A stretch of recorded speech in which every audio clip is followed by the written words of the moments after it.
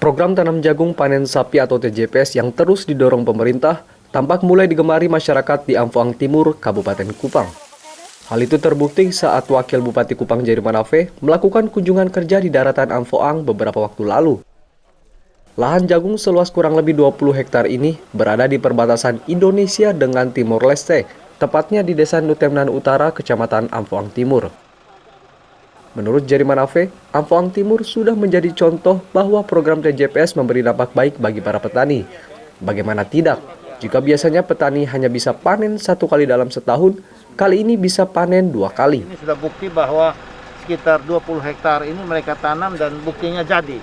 Tinggal nanti dia terus bertumbuh, karena ini tanamnya tidak serentak, maka ini 5 hektar sudah berbunga, yang sisanya itu sudah bertumbuh dengan bagus. Nah, harapan saya bahwa tim TJPS dan penyuluh baik kabupaten maupun provinsi harus lebih serius untuk ada pendampingan di lapangan agar supaya apa yang sudah ditanam, nah ini jadi, maka itu akan merangsang masyarakat supaya nanti musim tanam kedua tahun berikut, tahun 2022 mereka sudah familiar dengan sistem tanam kedua ini. Karena biasanya selama ini di Kabupaten Kupang dia hanya musim tanam satu saja, yaitu dia 1 tahun musim hujan dia tanam, 1 kali tanam untuk makan 1 tahun. Tapi dengan TJPS ini ternyata dia bisa tanam 2 kali dalam 1 tahun. Khusus di wilayah Amfoang Timur, mestinya lahan TJPS yang diminta seluas 700 hektar.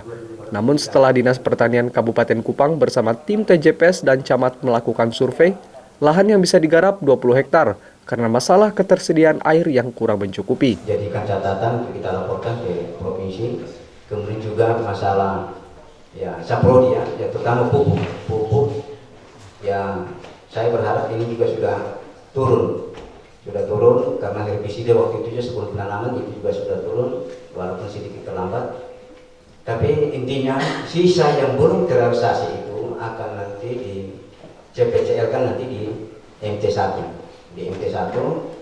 di Oktober Maret. Kemudian yang berikut, nah tentunya juga program dari kabupaten juga akan tetap juga membackup ataupun mendukung program dari Bapak Gubernur selain padi, jagung, dan juga ada pengembangan porang.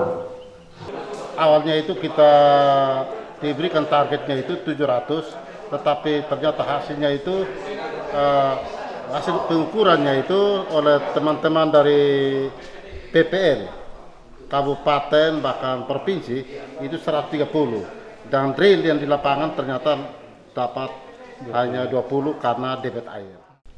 Para pendamping tim TJPS juga diminta terus melakukan pendampingan secara intens kepada para petani, sehingga program TJPS bisa semakin diminati petani di seluruh wilayah Kabupaten Kupang, khususnya daratan Amfoang.